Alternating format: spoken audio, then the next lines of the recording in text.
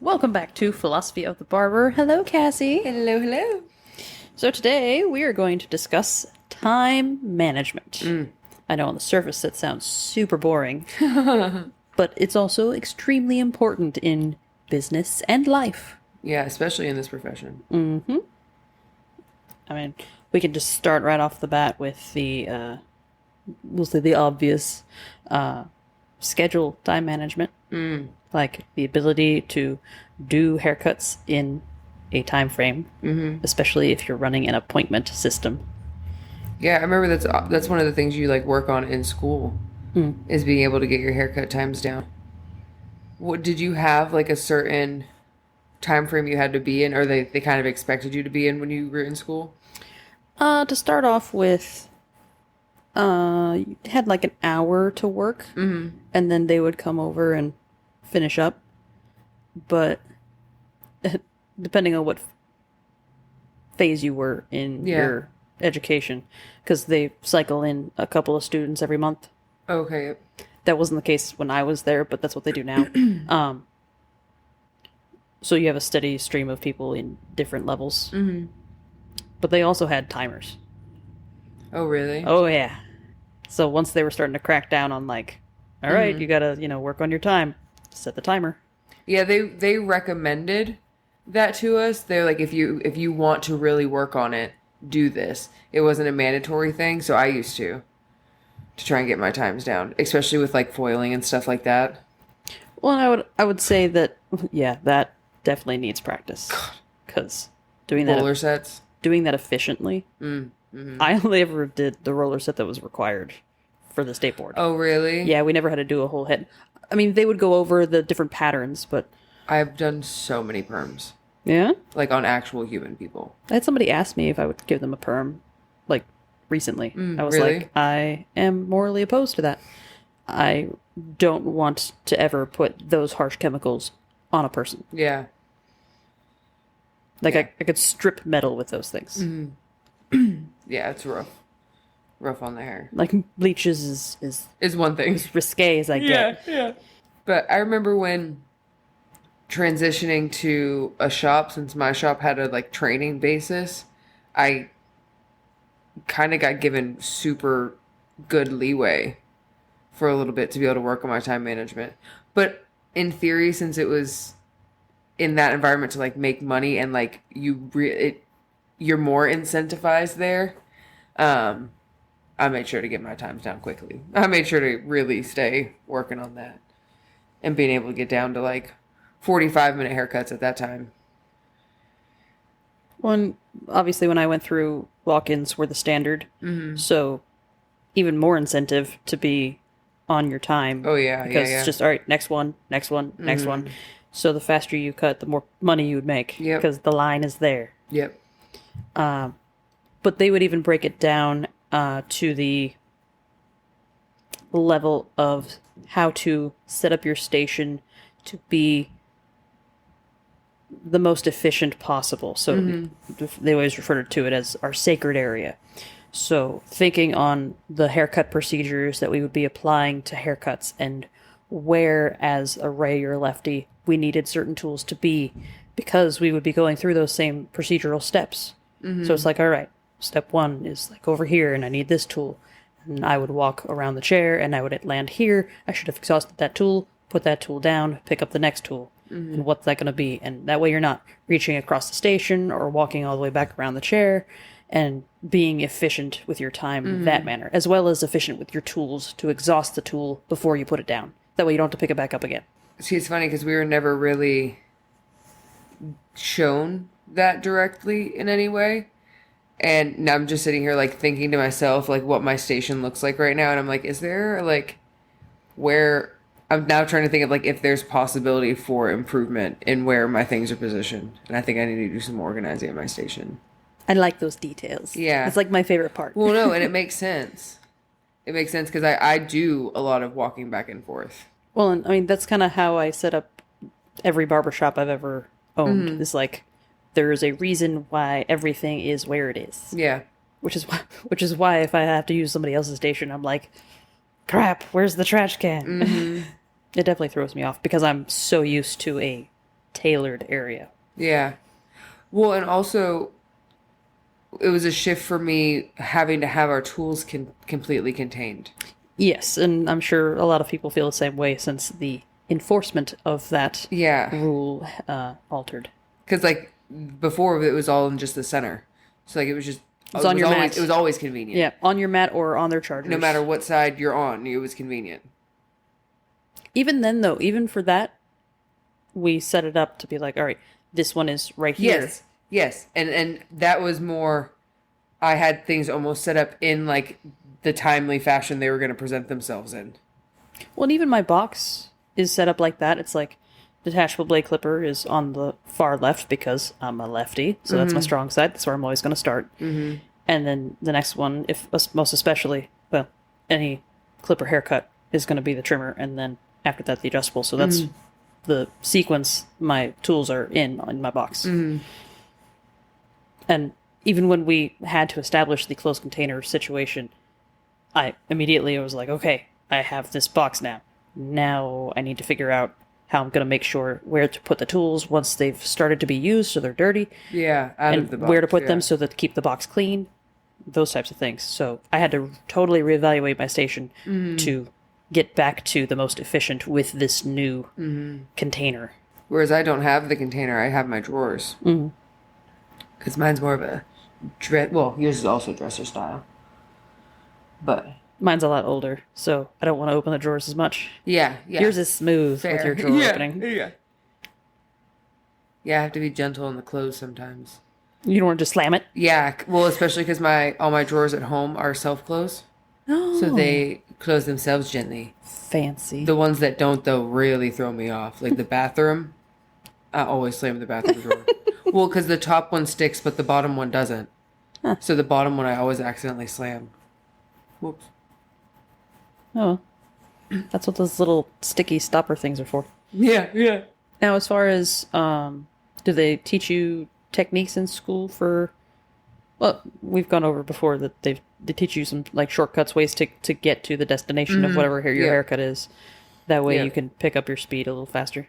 Yeah, and they do mention little brief things about, like, where, more for, like, the color side of things, and, like, placing your tools, and, like, especially once we had these new stations that had zero like counter space. So we had to be really meticulous with what was coming out. But it was more so what we just gravitated to and like what worked for us versus like being shown a more practical route. I think my school definitely does more of a, I mean, it's a phase thing. It's like, all right, well, because their philosophy is slow is smooth, smooth is fast. So you start by being slow. Yeah. And then we'll get to smooth. And then you'll be able to pick up speed once you're smooth. So once you get to a certain part in hours of your program, then they'll start like impressing upon you the importance of time. Because you've displayed enough of the skill level. It's like, all right, you can do this now. Now you need to learn to do it faster. Yeah. Build that muscle memory. Especially because their goal for you is to do good haircuts in a timely manner. Yeah.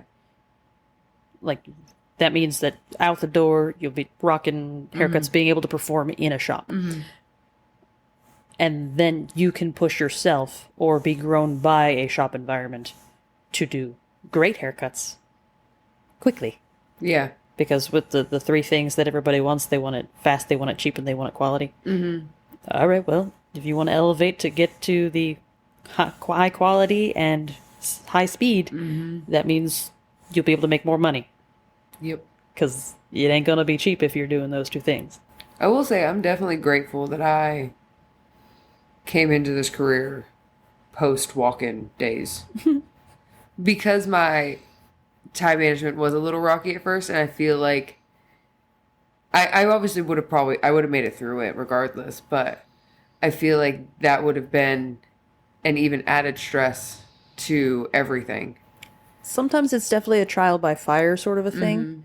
depending on the shop environment you find yourself in. Yeah. Because fair. there's also the sitting around and not, having any clients end of the walk-in Oh, yeah. culture. It's very real culture. I feel like it's better for the young barber, and that's a great way to learn things and to battle test yourself Yeah. with those stressors. So it's like, all right, you learn that you can handle those things because you're voluntarily faced with them. Mm-hmm.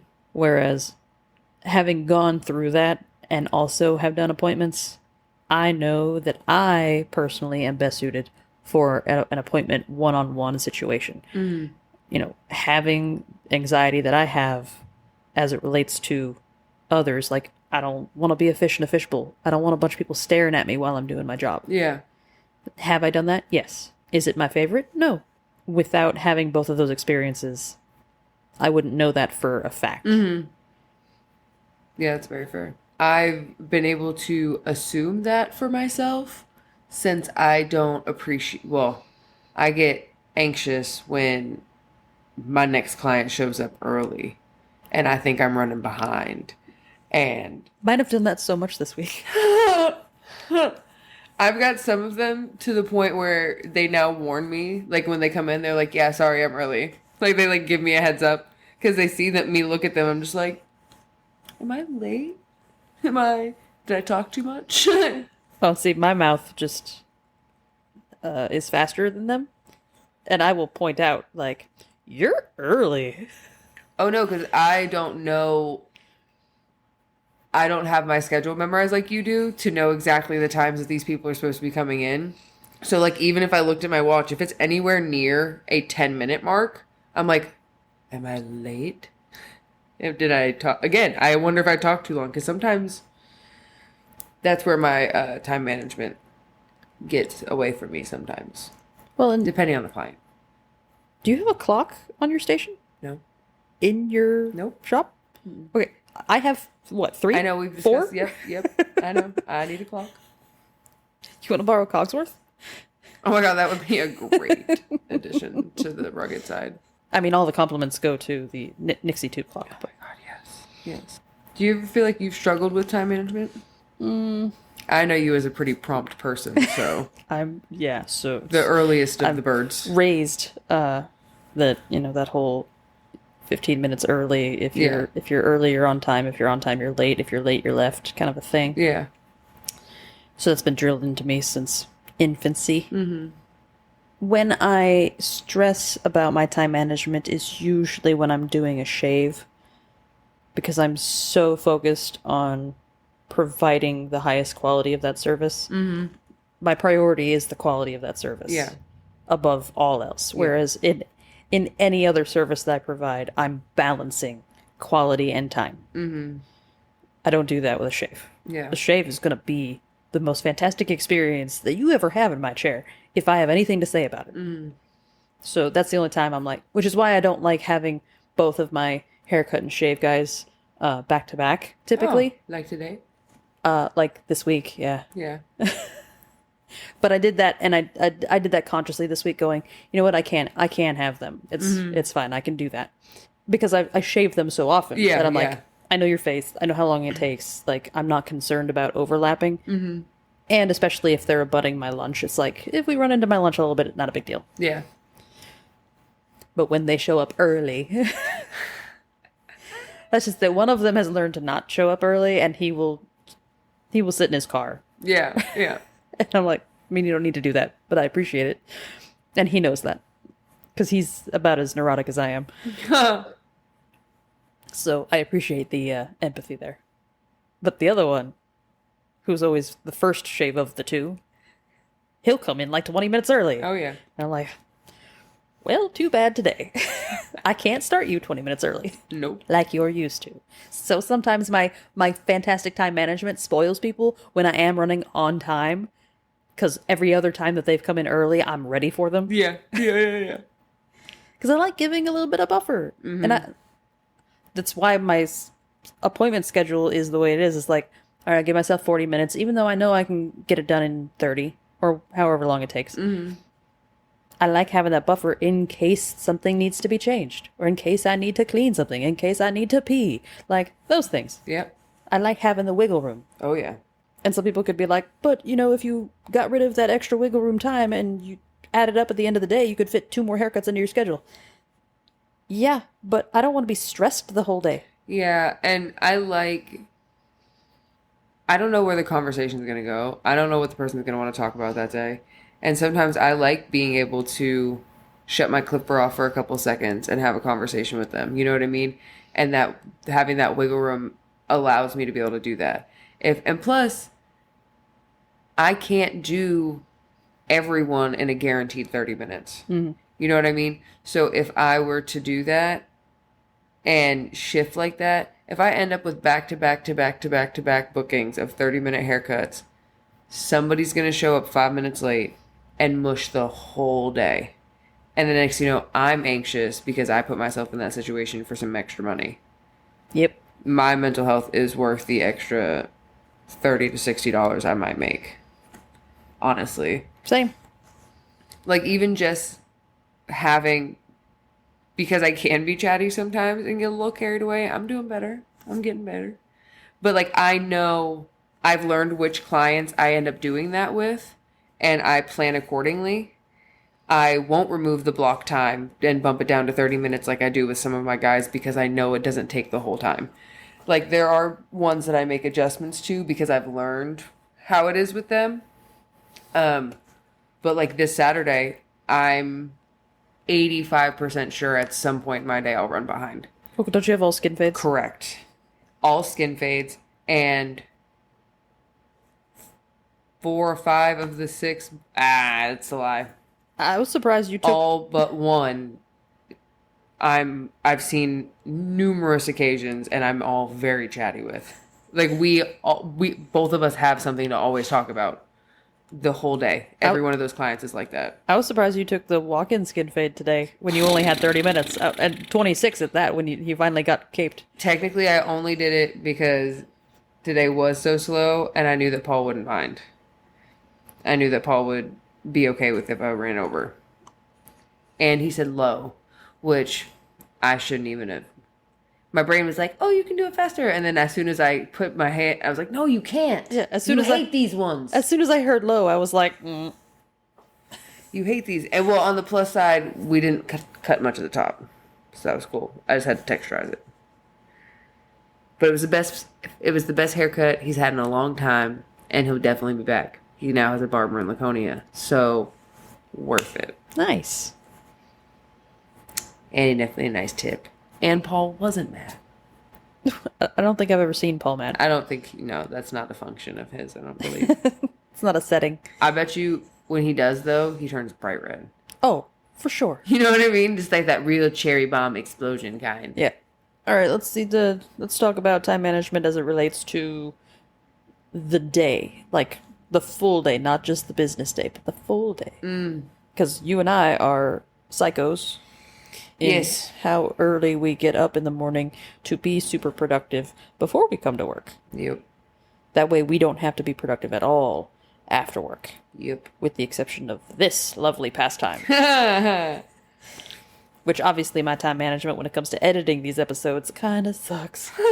But you know what? This is really low on the priority list. This is something we do for fun. Yeah. We're not looking to make money on this. Mm-mm. I mean, if you want to give us money, you can, but... Feel free. Yeah.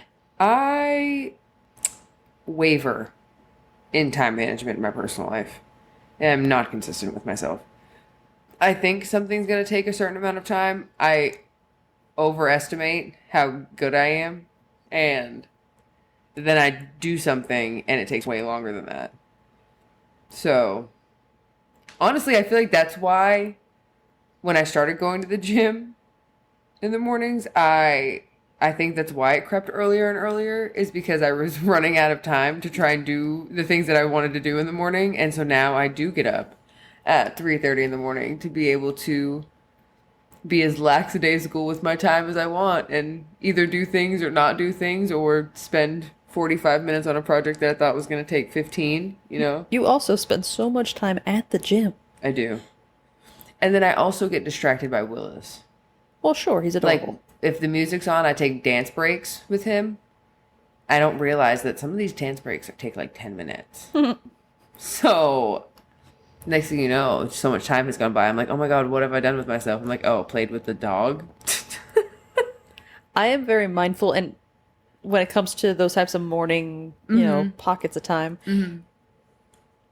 and that's why I'm so meticulous about memorizing my day's schedule, is so that I can adjust my morning routine in its rigidity based on, because like this morning my 8 a.m. had to cancel. He couldn't make it. He thought it was 8 a.m. the day before. He showed up. I was like, sorry dude, you're 24 hours early.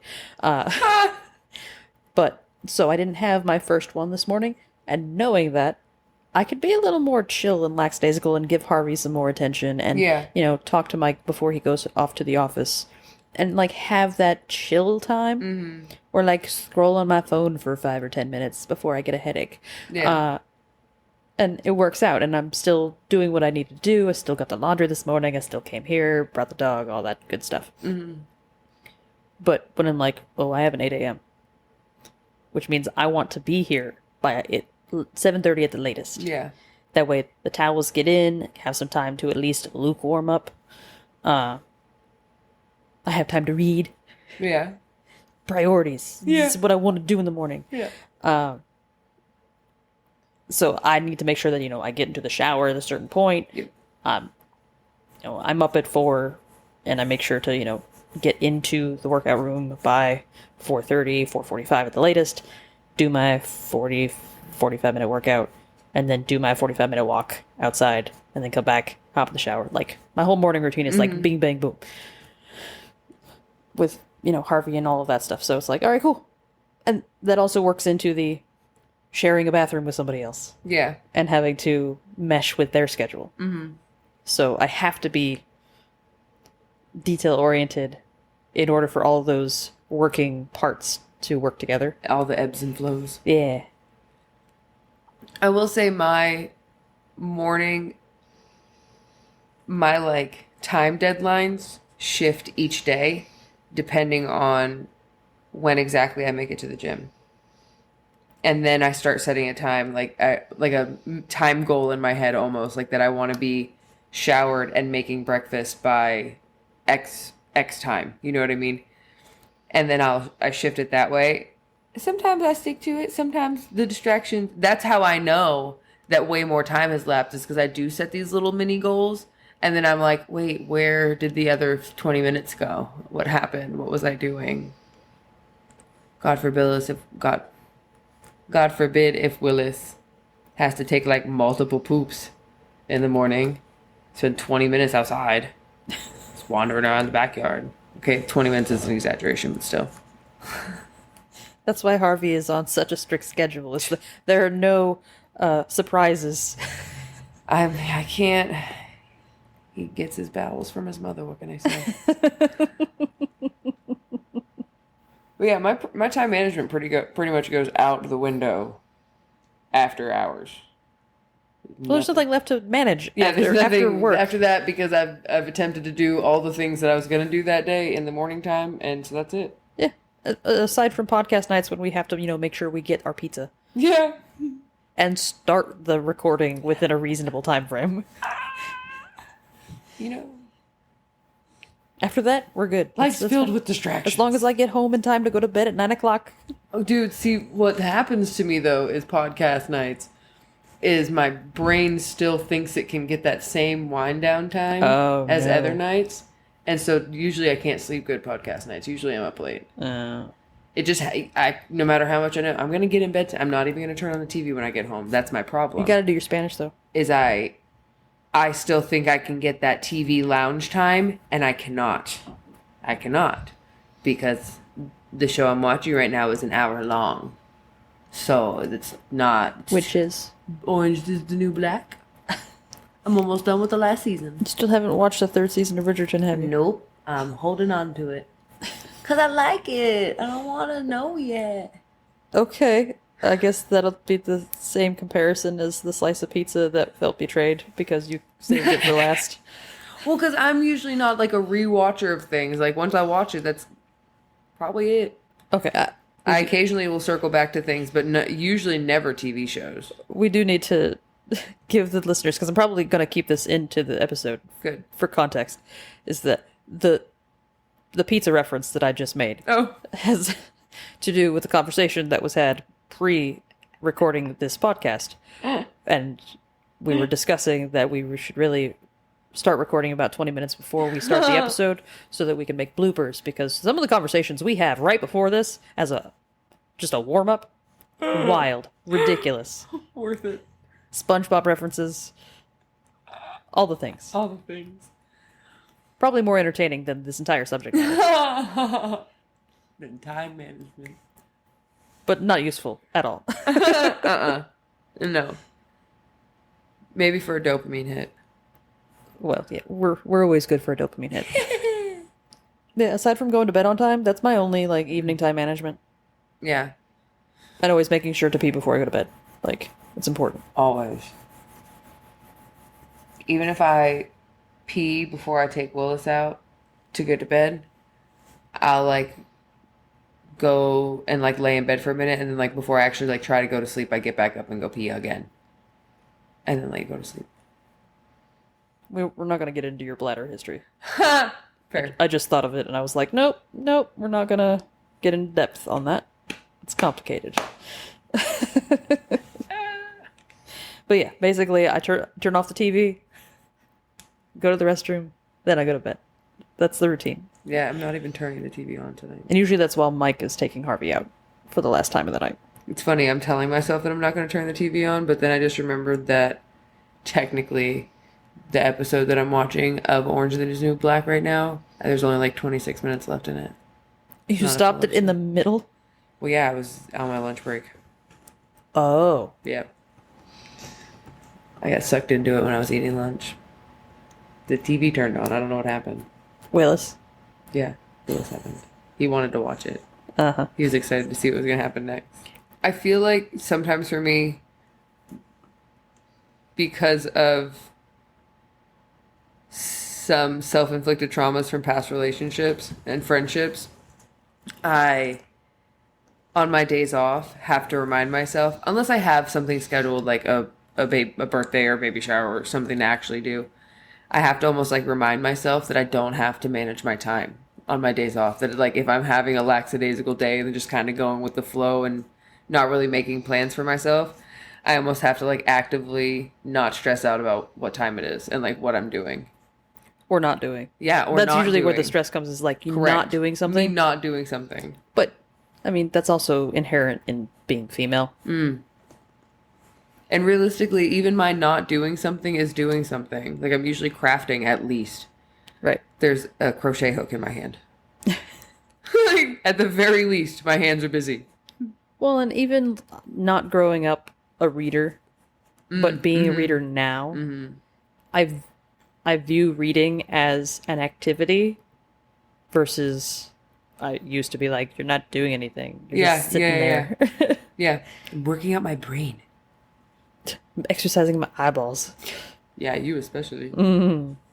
That's another thing when it comes to time management, is like, all right, being a self-employed business owner, yeah, you have control over your schedule. But if you want to make time for extracurriculars, like being active in your community, whether it's nonprofits or city boards or state boards, like making time for that while still having a life. Yeah. And time for your family, all that kind of stuff. It's amazing how much more time you find you have when you're not going down rabbit holes on your device. Oh my God. It's wild. Like, look at your screen time, people. That's how many hours in the day you could be doing other things. I think that's one of the best things I did in a long time, was turn my phone black and white. Honestly, I was gonna try to see how to do that on mine. Is that the thing? I like it. Accessibility. I figured. Any more time management nuggets? I don't mind a shorter episode now and then, so that's fine. Yeah, sounds good. All right. You guys have a wonderful night. We'll see y'all next week, maybe. Have a good night.